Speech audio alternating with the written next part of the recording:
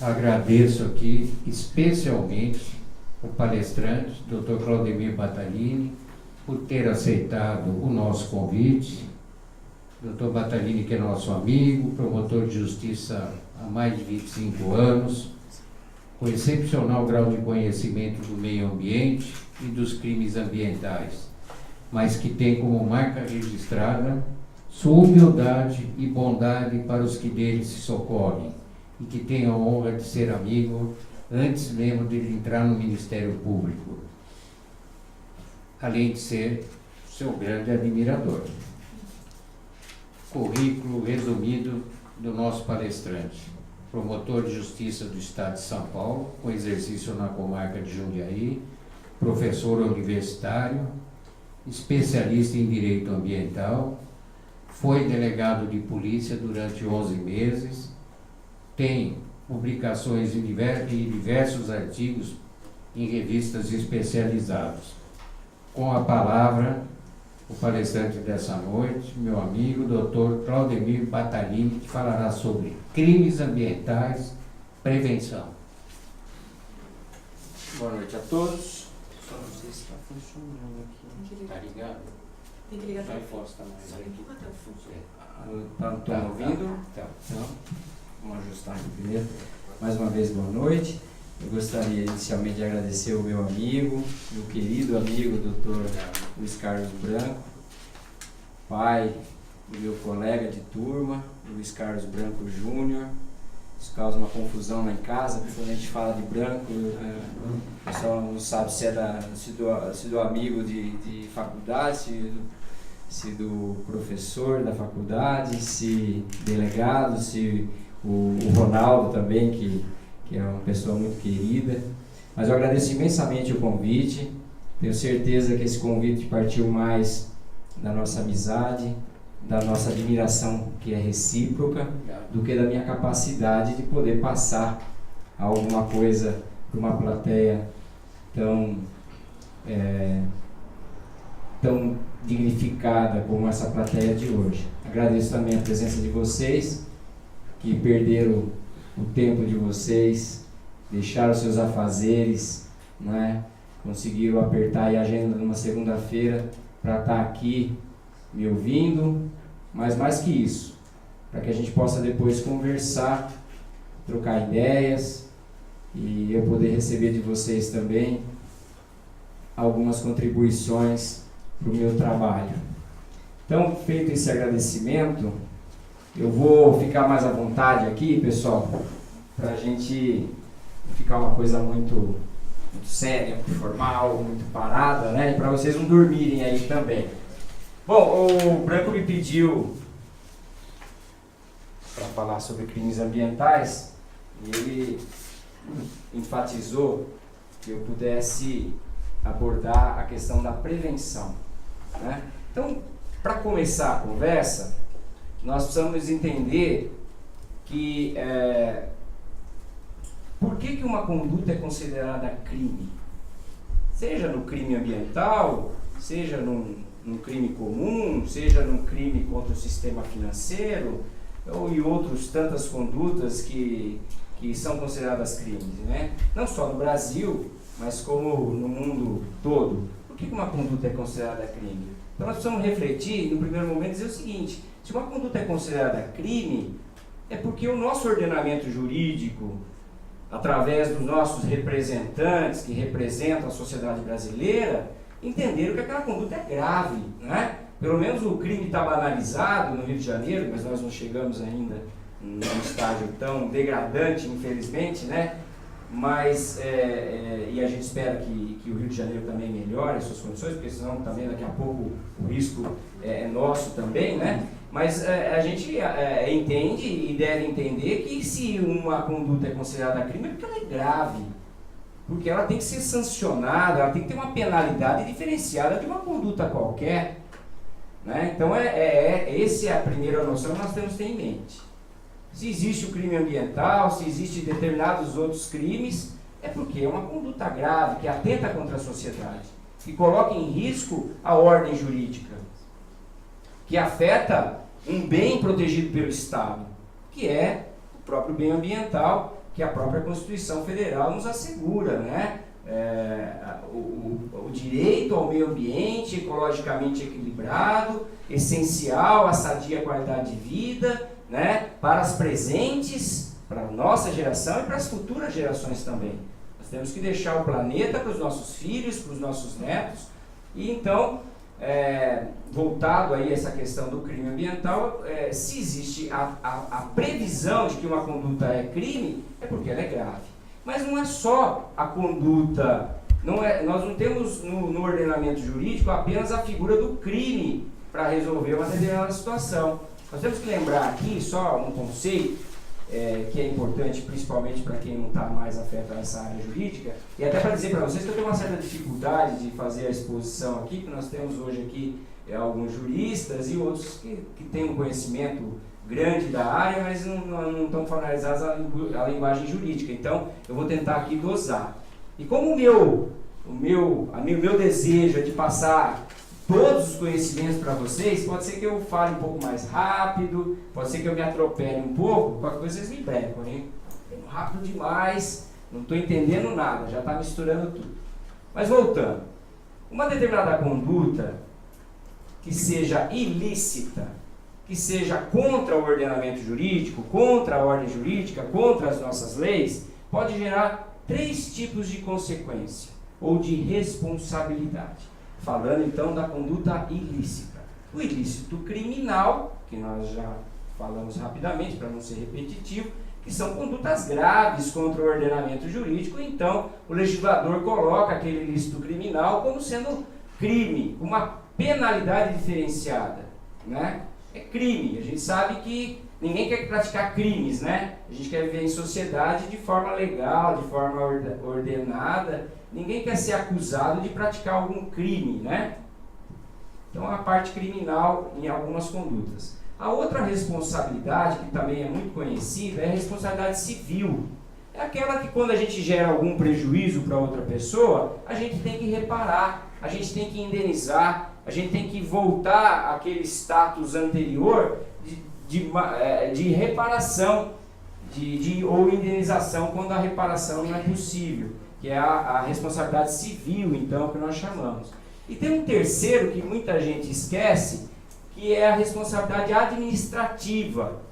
Nós temos várias leis, e quando eu falo da responsabilidade administrativa, às vezes é melhor para os leigos entenderem que, por exemplo, na área de trânsito, quando a gente passa um sinal vermelho ou está sem o cinto de segurança, nós não estamos praticando um crime. Aliás, em começo de carreira, né, e eu também sou gente, né, e às vezes tem alguns fundamentos para isso, você estava lá com um amigo, passando num sinal vermelho com todo cuidado à meia-noite para não ser assaltado. Aí o cara aponta o dedo para você, promotor de justiça, passando sinal verde. Eu falei, calma, não estou praticando nenhum crime, né? Não estou gerando nenhum dano, estou tomando o máximo cuidado, mas poderei estar praticando uma infração administrativa, que é punido com uma forma diferenciada, com punições diferenciadas. E a gente sabe hoje na questão do veículo, né, que a gente pode tomar uma multa, o veículo pode ser apreendido, como também uma sanção administrativa, a gente pode ficar sem dirigir um bom tempo de acordo com a sanção administrativa,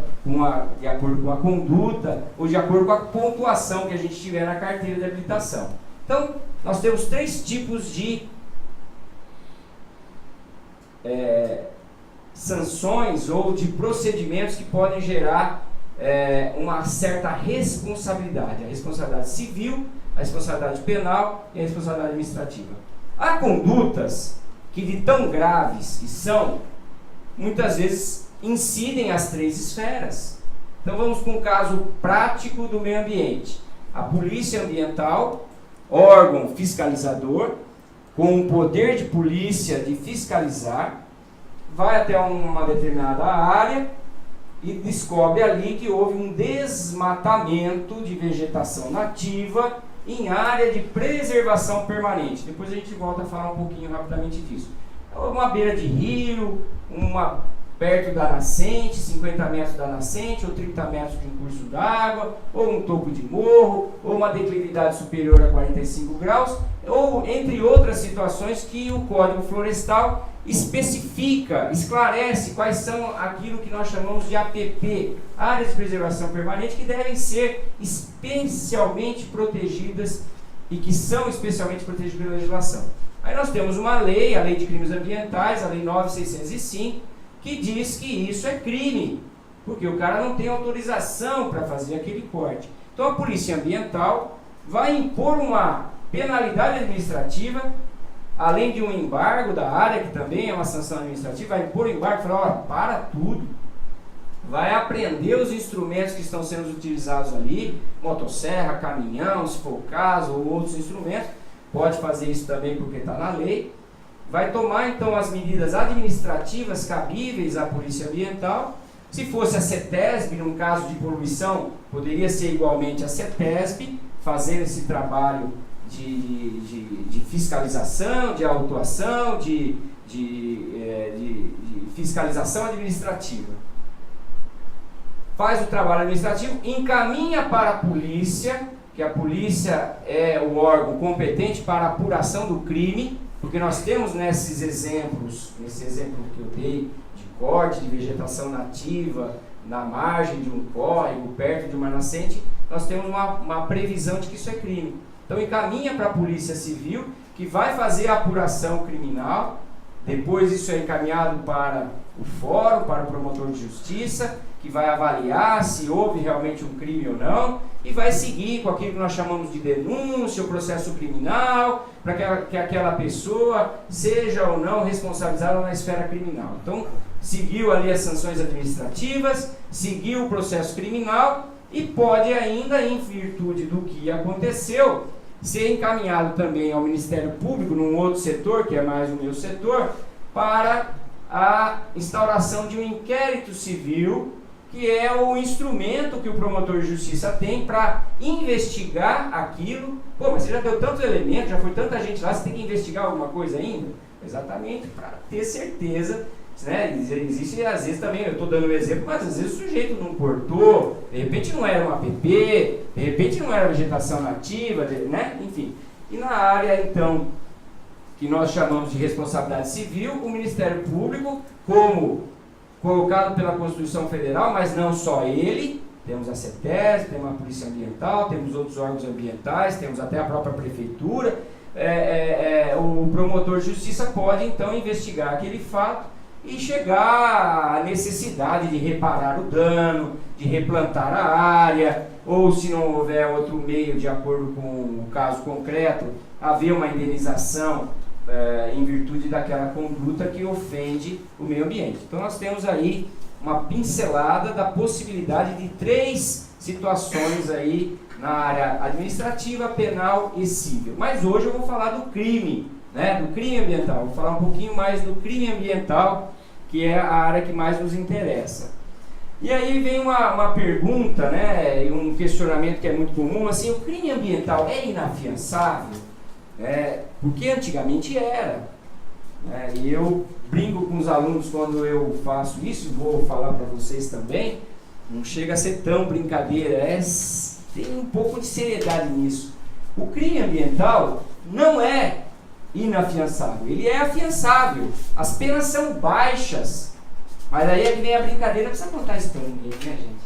Nós vamos contar isso para o pessoal vai falar assim, já que não é tão grave assim. Eu estou dizendo que não é grave? Não estou dizendo que é grave. Veja que eu falei que tem as 3 esferas de responsabilidade. E outra, nós somos pessoas honestas, do bem, procurando aprender a fazer a coisa certa, evitar, agir com prevenção, né, com cautela. Ninguém quer ter na ficha corrida responder por um crime ambiental, né? Então, assim, hoje realmente o crime ambiental, ele não é mais inafiançável, porque havia uma brincadeirinha assim, você podia matar o guarda da estação lá ecológica, que você tinha fiança. Agora, se você matasse o tamanduá lá, o crime era inafiançável. Mas a gente pode, não precisamos contar a verdade para o povo daí, né? Vamos manter isso naquelas tradições, né, de daquela cultura equivocada, né, que ajuda, às vezes o pessoal fica com medo, né, ai, é inafiançável, melhor não fechar. Se for para isso, né, é melhor que o pessoal ache que é inafiançável, mas na verdade não é mais, já há um bom tempo. Então nós temos a nossa Lei 9.605 de 98, que estabeleceu novos critérios, novos crimes ambientais, pegou um monte de artigo que estava espalhado aí pelas leis e tentou juntar numa lei só, embora já devo dizer a vocês que não só na lei de crimes ambientais que nós encontramos os crimes ambientais. Nós temos algumas leis ainda esparsas, separadas dessa lei de crimes ambientais, que tem ainda também a previsão de alguns crimes. Mas o que é a nossa lei de crimes ambientais? O crime é afiançável, ou seja, permite fiança. Né? O cara pode ir lá e responder o processo em liberdade, mas ele não está fugindo do processo em si, né? Ele vai responder o processo e vai ter uma punição. E se for reincidente, vai para a cadeia. E se a conduta for grave, ele pode ser preso. E conforme a conduta, pode ter uma prisão preventiva, né? E já ficar preso logo de início. Mas o que é a nossa lei de crimes ambientais? Ela quer, na medida em que prevê condutas como crime, e isso para o crime em geral, a lei quer a prevenção também. Quer dizer, ela está dizendo o seguinte: olha, não destrua a APP sem licença, porque é crime. E se é crime, eu não devo tomar aquela atitude. Então, quando a lei criminal, seja ela de qualquer natureza for, diz que uma conduta é crime, o legislador está nos dizendo: não faça isso. Se você fizer isso, a consequência vai ser uma pena X ou uma pena Y. Não é verdade? Então eu estou trazendo isso à reflexão porque às vezes a gente se esquece disso. Então a própria lei já quer a prevenção. A lei não quer a punição. A lei quer a prevenção, porque quem cumpre a lei não tem que temer. Então nós temos que observar o que a nossa legislação diz. Cumpriu a lei, não tem pena, não tem crime, não tem pena, né? Então, a lei quer a prevenção. E a lei, se for desrespeitada, impõe uma pena, uma punição. Também com o propósito de prevenção. Olha que interessante. Se ele aplica a pena, está dizendo para o sujeito: olha, você errou, você vai responder por essa pena, mesmo que seja pequena. Na próxima vez, você vai responder tudo de novo e a pena poderá ser outra. Não é verdade? Então nós temos que pensar também que quando há uma punição, porque qualquer bandido, roubo, furto, qualquer outra coisa, né, uma pessoa que pratica um crime qualquer, a gente sabe que uma hora ele vai voltar para a sociedade.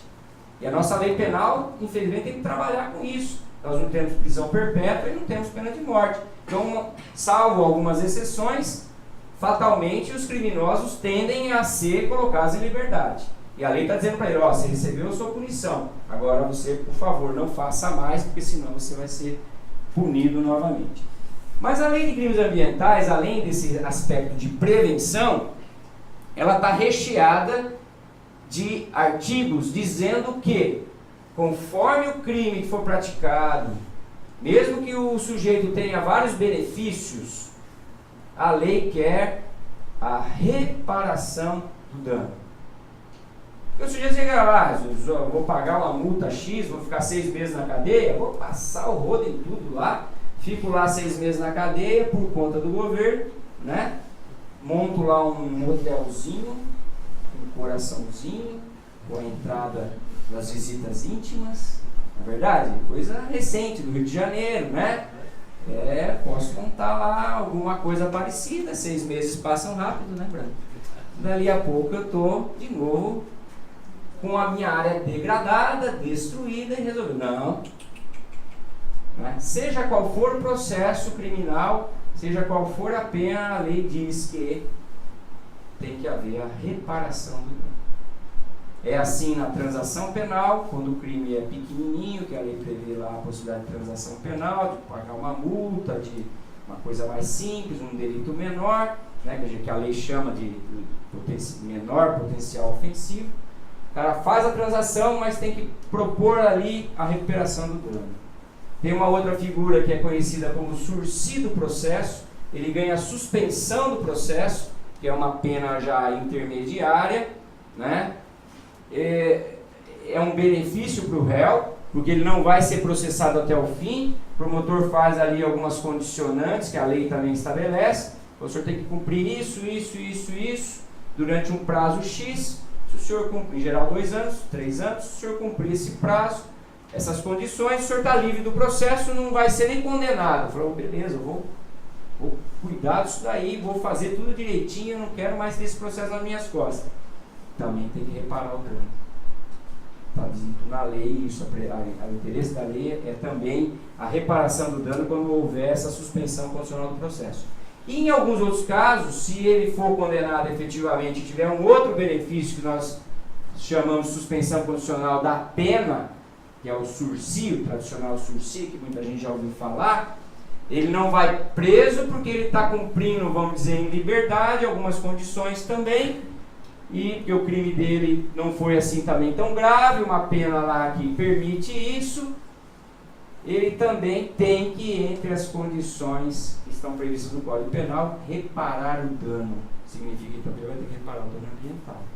E tem uma outra questão também, que se o cara for condenado no processo criminal, diz a nossa lei penal, que essa condenação torna certa a obrigação de reparar o dano. Lembra lá das 3 esferas? Penal e civil e administrativa, né? Se o cara for condenado no penal, se ainda assim não recuperou o dano, na área civil ele vai ter que recuperar. E ainda tem a condenação penal dizendo, ó, tá certo que você tem que reparar o dano. A lei penal já está dizendo isso, você já foi condenado. Ou seja, a lei penal está dizendo, preventivamente, não pratique o crime. Porque se você praticar, vai ter essa consequência, vai ter que reparar o dano. E se não reparar aqui no processo penal, vai reparar lá no processo civil também. Tudo bem aí? Até aqui? Bom, e o que a nossa lei de crimes ambientais trouxe de novidade? Então, eu vou abordar rapidamente, acho que a maioria já ouviu dizer, que a grande novidade do sistema penal ambiental, e aí só na área de crimes ambientais, para não fazer confusão, é a possibilidade da responsabilização criminal da pessoa jurídica. Mas olha que loucura, vou pôr a minha empresa no xilindró, né? Não, no xilindró não dá para pôr a empresa, porque nós sabemos que as empresas, as sociedades são ficções jurídicas, é a conjunção de esforços de pessoas, né, tendentes a um determinado resultado, e evidentemente que a lei não faria isso, né, de prever a pena, mas a lei veio e disse, olha, com base na Constituição Federal, com base numa Constituição doutrinária mais recente, e a lei disse expressamente, a pessoa jurídica será responsabilizada pelos crimes ambientais que praticar, por ordem do seu diretor, do seu gerente, do seu preposto, de qualquer pessoa que tenha poder de direção da empresa que emitia aquela ordem. E novidade, e também para a gente entender isso, a pessoa jurídica está respondendo, o sócio ficou isento? Não, vai responder a pessoa física que deu a ordem, que comandou o ato, e a pessoa jurídica, naquilo que nós chamamos inclusive de concurso de agentes, né? Pessoa jurídica, sempre que, evidentemente, aquela conduta for praticada em benefício, né, efetivamente da empresa, né? Não vai sair tem que separar, quando for a pessoa, que a gente conhece pessoa física, né, a pessoa natural, que praticar o crime, ela vai responder por ela, se a empresa não tiver envolvimento nenhum. Se a empresa tiver envolvimento, conforme o envolvimento, poderá, não é sempre, isso é novidade, ainda não são tantos os casos que nós temos, mas vamos colocar lá no exemplo de Mariana, de Minas Gerais, depois daquela tragédia toda, evidente que a empresa, os seus sócios estavam sendo todos responsabilizados pelos crimes praticados. Então essa é uma grande novidade da lei de crimes ambientais. E a pessoa jurídica poderá ter uma multa, uma restritiva de direito, uma prestação de serviço à comunidade, como penas aí adequadas à conduta criminosa que a empresa praticou, sempre lembrando que na reincidência as penas vão sempre sendo aumentadas. Uma outra exposição interessante dessa lei é a possibilidade, na lei ambiental, que está previsto, da liquidação forçada da empresa, se aquela empresa foi constituída para fins de crimes ambientais. Vamos imaginar uma empresa constituída numa reserva ambiental lá na Amazônia, que só está lá para cortar madeira ilegal, clandestinamente, sem licença e tudo mais. Então diz a lei que aquela empresa, a pessoa jurídica, poderá ser extinta, encerrada, ter a sua liquidação forçada. Tem uma outra discussão rapidamente também, se o poder público, né, se a pessoa jurídica de direito público, a prefeitura, o Estado e a União, poderiam em tese ser sujeitos também de crime. Então existe aí uma celeuma, uma discussão, embora a maioria da doutrina se incline para dizer que não, que na medida que você pune o poder público, você está punindo, na verdade, a sociedade que contribui com o poder público. Eu penso um pouquinho diferente. Se a pessoa jurídica de direito privado pode responder criminalmente, a pessoa jurídica de direito público também poderia. Mas isso é uma discussão, na prática a gente não tem nenhum caso concreto ainda em relação a isso. Mas como eu disse, a maioria se inclina dizendo que não, que a prefeitura, que o Estado e a União não poderiam eles ser responsabilizados, mas sim os seus agentes que deram causa aí a algum crime ambiental.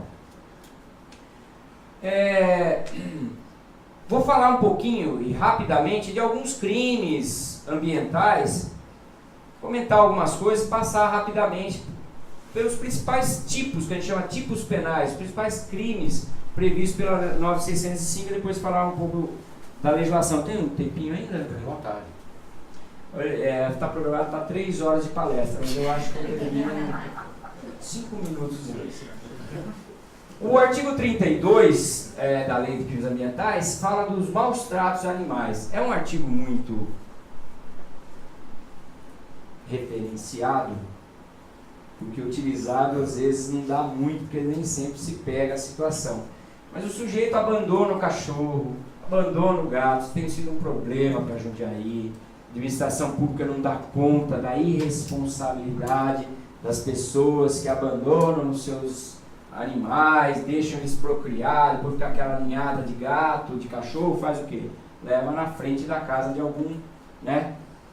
Alguém, deixa eu segurar minha língua, e acaba às vezes recolhendo aqueles animais e tal, e aquilo vai gerando um problema sério. Nós temos problemas com isso também de acumuladores, pessoas que, além de acumular lixo, porcariada e tal, acumula bicho, né? Pega gato, pega cachorro, fica aquela situação horrível, né? Bom, enfim, os animais precisam de cuidado, precisam de atenção, precisam de respeito, né? Principalmente os domésticos, os domesticados. Então o ser humano precisa dar conta disso. Pegou o animal, cuida, castra, evita aí que ele tenha cria, para depois não ter como dar. Tem gente que maltrata o animal, que mutila. Aquele gatinho aqui em Jundiaí, foi acho que aqui em Jundiaí, é caso recente que passou na reportagem esses dias de novo, foi em Jundiaí sim, amarrado, jogado num bueiro com as patas amarradas. É um ato de covardia, de selvageria, que mostra até um cuidado que tem que se ter com aquele ser humano, que se descobrir quem for, porque amanhã depois pode estar fazendo isso ou coisa parecida com um ser humano também, né? Enfim, então tem esse crime aí que a gente precisa mais participação, precisa investigar melhor, precisa ter câmera, precisa chegar no carro do sujeito, saber quem foi o cara e começar a punir essas pessoas, porque eles têm abusado muito aí dessa conduta e trazendo um prejuízo não só para os animais, mas para o poder público como um todo e para outras pessoas. Bom, depois nós temos alguns crimes contra a flora, que, como eu já falei aqui, são crimes de cortar árvores ou vegetação em área de APP, né, daquelas que eu já me referi. 30 metros de curso d'água, aqui na nossa região, que é o que mais interessa, que mais tem, né? ou 50 metros, se o curso d'água tiver mais de 10 metros de largura, em alguns trechos aqui do Rio Jundiaí.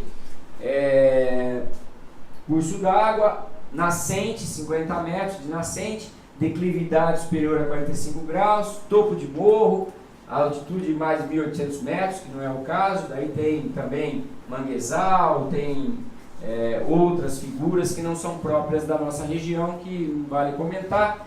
E no novo Código Florestal, que o Supremo acabou de reconhecer a constitucionalidade dele, na grande maioria, salvo um pedacinho ou outro, o que também é lamentável, porque esse nosso novo Código Florestal é mais fraco do que o anterior, né? E isso causa, de certa forma, pelo menos para quem atua na área, uma dificuldade maior de fazer cumprir a lei, porque depois o pessoal levanta a mão e me cobra que muita coisa a gente não consegue fazer, mas nós temos que trabalhar com o nosso instrumento, que é a lei, e essa lei hoje é um pouco pior do que a outra, e o Supremo disse que ela é constitucional. Então, há esses crimes aí de corte de vegetação, também um crime específico para corte de Mata Atlântica. Nós sabemos que aqui na nossa região, alguns remanescentes de vegetação nativa, e com o tempo vai se regenerando também. Nosso bioma aqui na região tem uma parte de cerrado, mas a maior parte é de Mata Atlântica. Então, cortar a vegetação de Mata Atlântica sem as devidas licenças no estágio médio ou avançado também é crime. Tem também um outro artigo que diz que causar dano direto ou indireto à unidade de conservação também é crime. E eu digo isso porque nós somos uma unidade de conservação. Então, para quem não sabe, Jundiaí é uma APA, uma área de proteção ambiental. Então tem uma lei específica do Sistema Nacional de Unidades de Conservação que regulamenta essas unidades de conservação, e entre elas existe a APA, e Jundiaí é a APA. Então, não só a área rural, não só a área que tem vegetação, mas essa legislação da APA de Jundiaí envolve o município como um todo, tem todo um zoneamento especial por conta disso. Por isso nós temos o privilégio de ter também a Serra do Japi um pouco mais protegida, um pouco mais preservada, por conta dessa lei da APA de Jundiaí. Tem muito empresário que eu sei que reclama, porque tem coisinhas que, eu tenho que fazer uma terraplenagem, eu preciso pegar uma licença porque eu sou APA. Mas eu já vi vários casos que uma terraplanagem que parece simples acaba gerando, numa época de chuva, um assoreamento de um curso d'água que vai estar mais embaixo. E isso são várias situações que a gente já presenciou, que a gente já trabalhou em cima disso. Então tem que tomar muito cuidado, realmente, conforme o tipo de terraplenagem, a quantidade de terraplenagem que vai ser feita, porque isso pode causar um carreamento de terra para as nossas nascentes, para os nossos córregos, aí o problema fica mais difícil de resolver. Outro artigo também muito interessante, que serve para boa parte dos senhores e que também às vezes causa uma certa preocupação, construir, reformar, ampliar, instalar ou fazer funcionar estabelecimentos, obras ou serviços potencialmente poluidores sem licença ou autorização dos órgãos ambientais competentes ou contrariando as normas legais e regulamentares pertinentes. Então o sujeito tem uma empresa ou quer começar uma empresa, reclama, né? E Jundiaí tem um empresário muito conhecido de vocês que fala que o tempo do empreendedor é diferente do tempo do poder público, né? Então ele sai fazendo as coisas erradas e depois deixa um monte de rabo para trás para resolver. Ninguém conhece esse sujeito aqui em Jundiaí. É uma figura fictícia. Mas é preciso, porque aquela atividade, não todos, o cara abre, aí o cara faz uma lojinha, abre uma lojinha lá perto da Serra do Japi, não na Serra em si, mas perto da Serra do Japi, uma lojinha. Mas uma lojinha não vai causar poluição, tem que ser empresas que possam ter uma atividade que vão gerar algum tipo de poluição do ar, poluição do solo, poluição do curso d'água.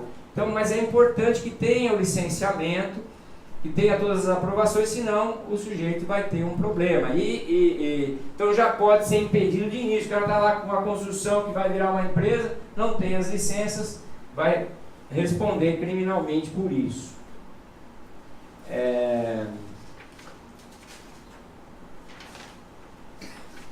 Passando rapidamente, depois eu volto em mais alguns. estou indo mais ou menos pela ordem. Fabricar, vender, transportar ou soltar balões. Esse é um outro crime também que é muito difícil de pegar quem faz. Nós precisamos ter uma colaboração da sociedade para apurar isso. Porque aí o balão cai numa empresa, ou cai numa casa, né, pode ser um dano muito maior. E também na vegetação nativa, né? Esse balão muitas vezes consome áreas grandes aí da Serra do Japi, porque às vezes até para chegar em algumas áreas da Serra do Japi ou em qualquer outro lugar que tenha vegetação nativa, então é uma conduta muito grave, né? Que a gente tem que coibir.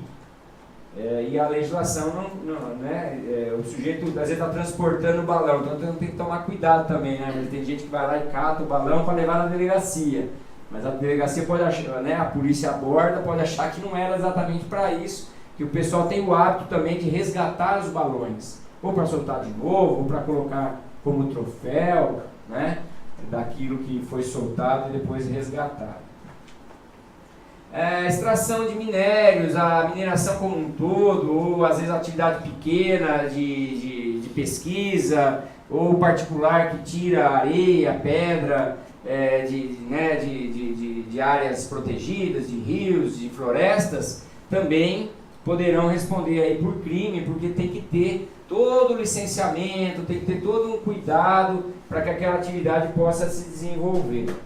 Tem outras como transformar carvão em madeira de lei, sem as devidas licenças, isso é pouco comum aqui na nossa região, mas um outro crime interessante em relação a isso é quem adquire, recebe, compra produtos de origem florestal também sem a documentação, sem as licenças adequadas. Porque o sujeito fala, só comprou, mas está fomentando um mercado ilegal, um mercado ilícito, né? Então tem que ter a DOF, tem que ter toda a licença ambiental da origem, desde o corte da madeira até o destinatário final. Então, aqui em Jundiaí nós temos um empresário que um tempo atrás teve uma dor de cabeça grande, por isso, inclusive, nem, segundo ele, nem por culpa dele, mas ele contratou uma pessoa que fez lá umas alterações no sistema, mexeu onde não devia, e o IBAMA depois fez um cruzamento de informações e tacou-lhe uma multa pesadíssima, além de estar respondendo também por crime ambiental, porque não estava com a documentação em ordem e recebeu então madeira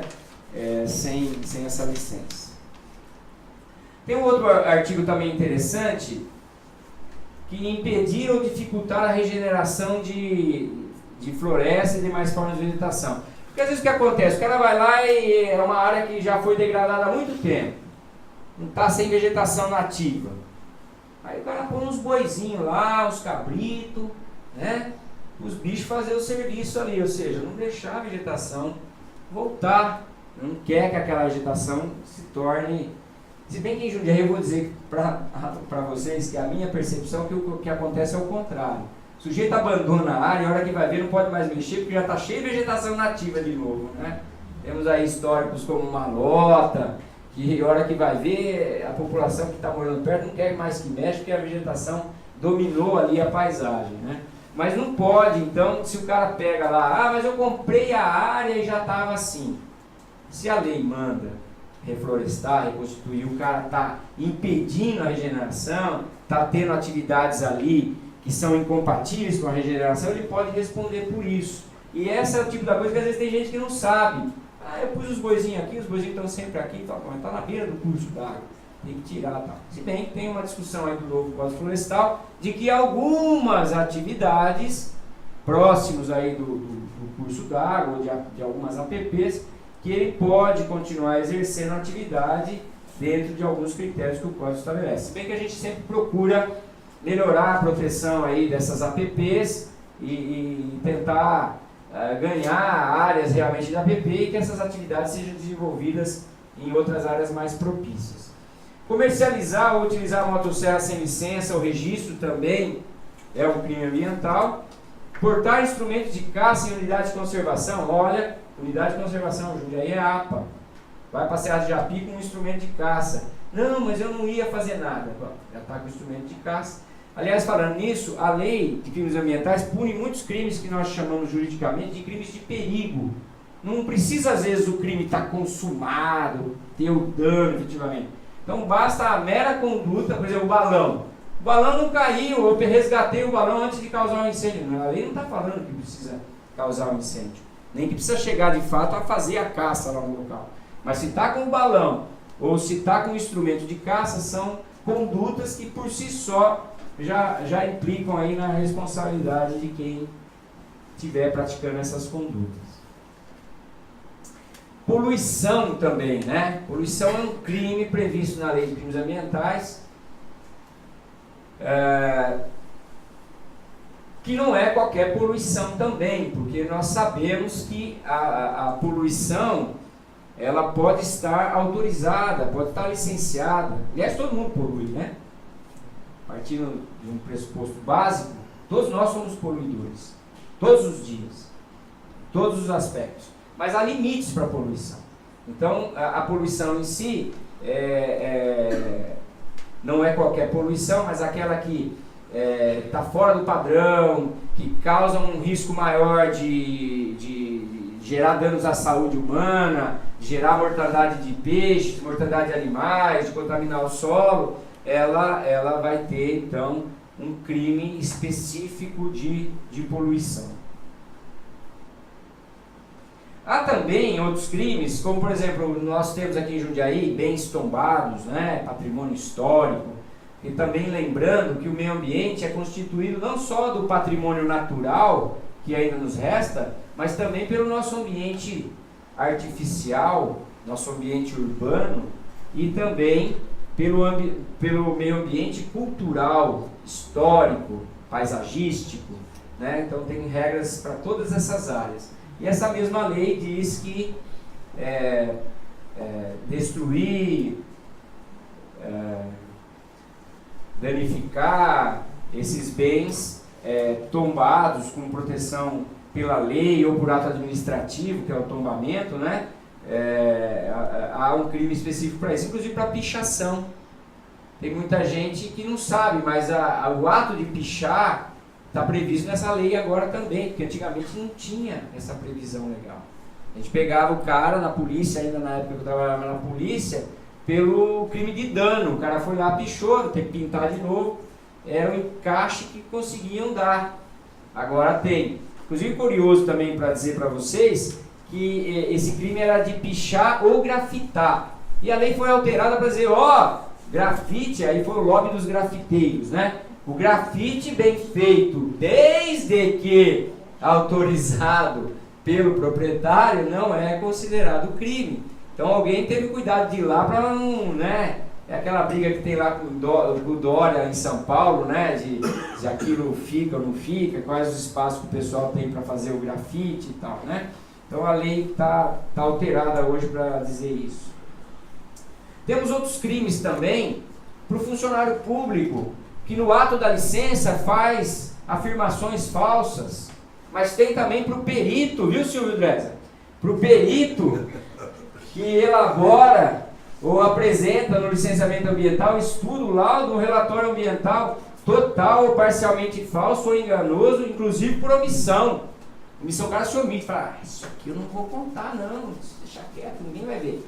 Ele se omite. Estou brincando aqui com o Silvio, que é meu amigo, está sempre lá na promotoria, nunca fez isso, é um dos melhores profissionais aí da área. Brincadeira. Já sabe até o artigo. E ele não é da área de direito. Vocês terem uma ideia que o sujeito está preocupado, né?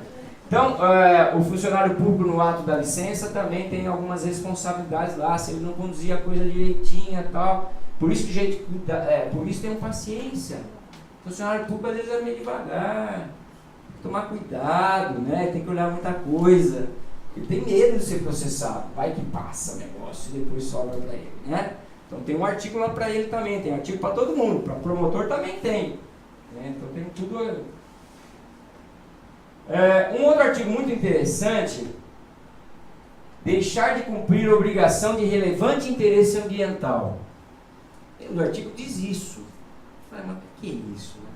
Vamos dizer que vocês têm um TAC firmado com o Ministério Público. Viu, Silvio? E não cumpre o TAC.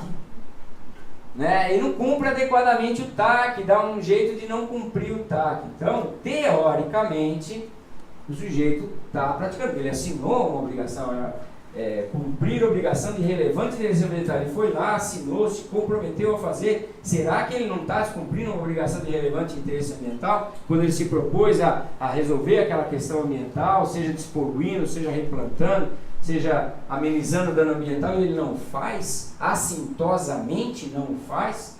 Atrasos, dificuldades, nós sabemos que todo mundo tem também, a gente não sai caçando bruxa, né? Atrasou um pouquinho, crime nele. Não, vamos ver o porquê, vamos analisar. Mas em tese o sujeito pode responder por esse crime.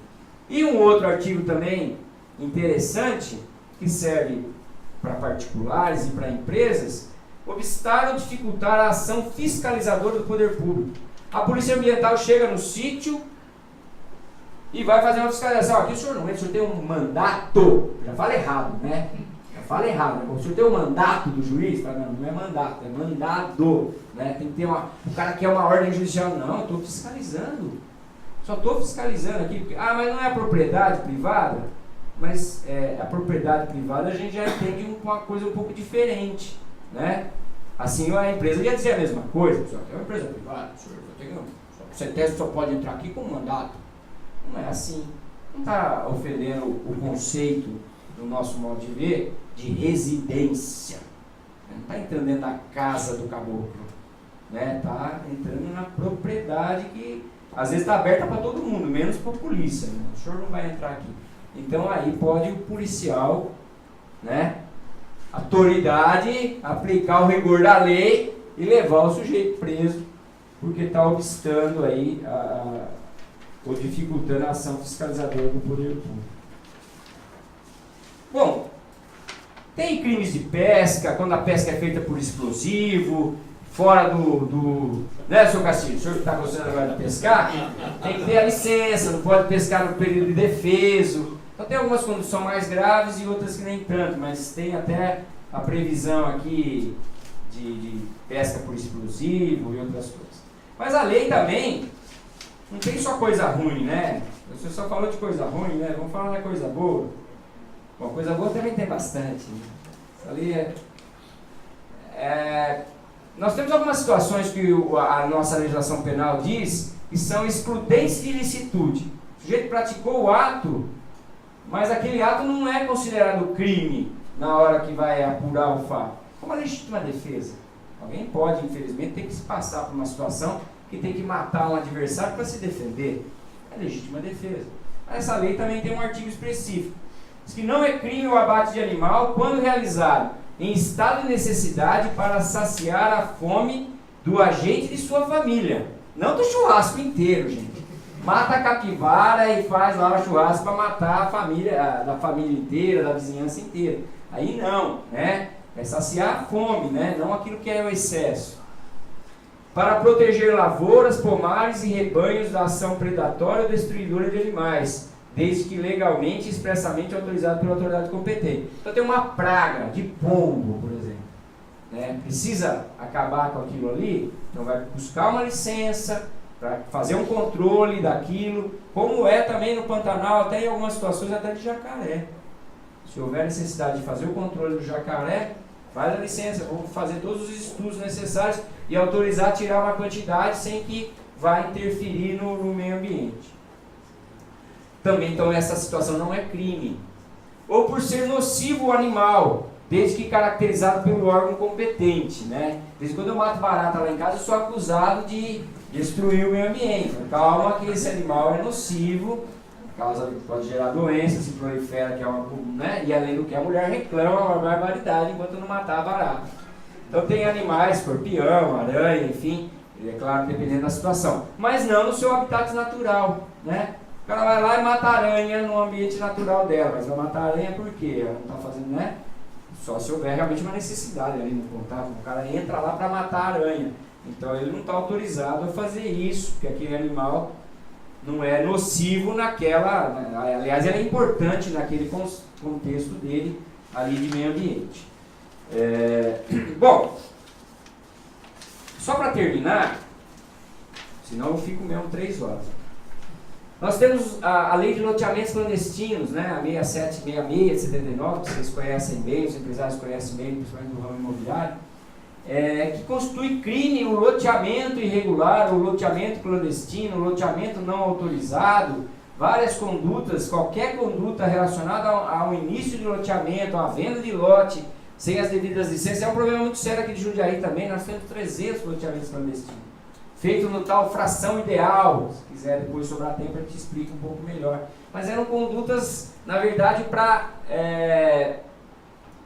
enganar, ludibriar a legislação e criar ali um loteamento que não estava autorizado. Depois o pessoal vai para lá, quer água, quer luz, quer isso, quer aquilo, quer asfalto, quer investimento, gera esgoto, gera lixo, e o poder público tem que dar conta disso. Então, muitas vezes a gente causa uma série de condutas que o poder público depois tem que resolver.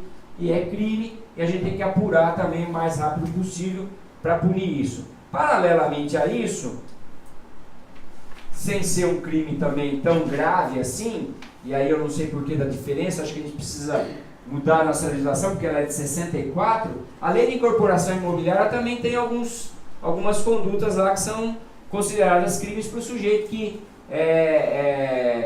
dá início à incorporação imobiliária ou faz afirmações falsas em relação àquela incorporação imobiliária, né? Os condomínios que não estiverem devidamente aprovados e registrados em registro de imóveis e tal, né? Fora isso também existem alguns outros crimes, tem também alguma contravenção penal, e eu trago para vocês aqui apenas uma que também ainda que é uma contravenção da moda: perturbar alguém no trabalho ou sossego alheio. Está na nossa lei de contravenções penais, ainda em vigor, de 1941, né? Se bem que também o nosso Código Penal tem muitos artigos em vigor, que também é de 1940, mas esse é um artigo que tem uma certa relação com a questão ambiental por causa da poluição sonora. Então, é uma ideia equivocada das pessoas, e é uma daquelas coisas que eu falei que ficam no subconsciente das pessoas, que ninguém sabe direito a origem, daquela tal da lei do silêncio, né? Que era uma coisa muito antiga, mas a lei do silêncio, tem gente que fala assim, não, depois, até 10 horas da noite eu posso fazer o que eu quiser. Não, a nossa lei civil diz que eu posso usar e gozar e fazer o que eu quiser da minha propriedade, desde que eu não incomode a vizinhança.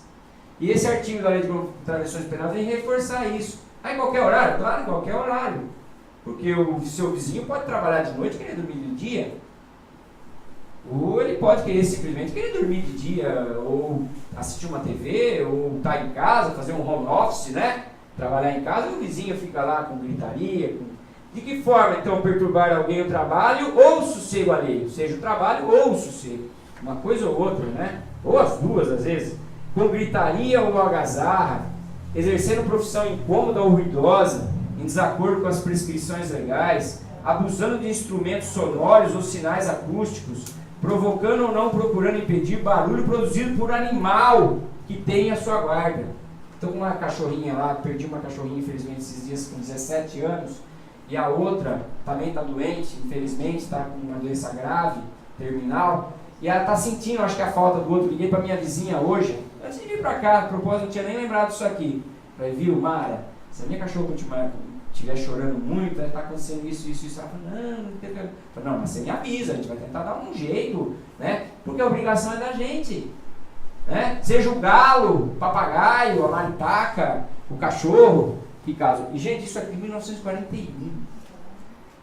E é uma tremenda falta de respeito as pessoas, às vezes, fazer barulho dentro da sua casa, seja lá para que for, festinha, isso, aquilo, outro, e respeitar a vizinhança, o vizinho. Às vezes o vizinho, enfim, quer ter a sua privacidade respeitada.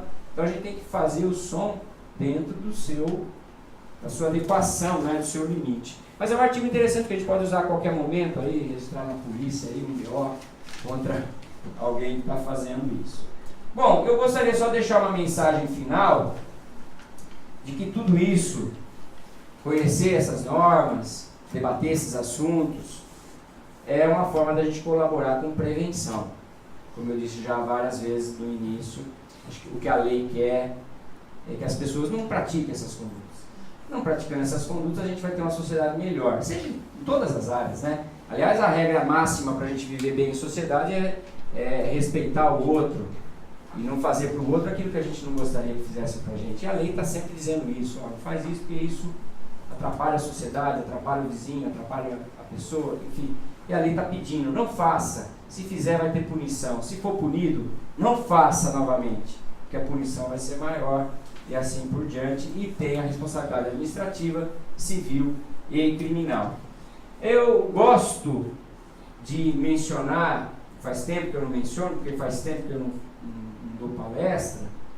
O Leonardo Boff é um filósofo que não é da área jurídica, é um filósofo que muita gente conhece, e tem alguns ensinamentos muito importantes, os livros dele são muito bons, e uma coisa que eu gosto muito de mencionar é o final do discurso que ele coloca no livro dele, não sei quem já conhece vai ouvir de novo, quem não conhece vai achar talvez interessante, mas um cacique Seattle, nos Estados Unidos, responde ao governador de Washington sobre uma proposta de comprar as terras. Não sei se eles são mais civilizados que a gente ou não, a gente foi tomando, né? Lá de vez em quando eles faziam umas negociações para que os índios não se sentissem assim tão aviltados nos seus direitos.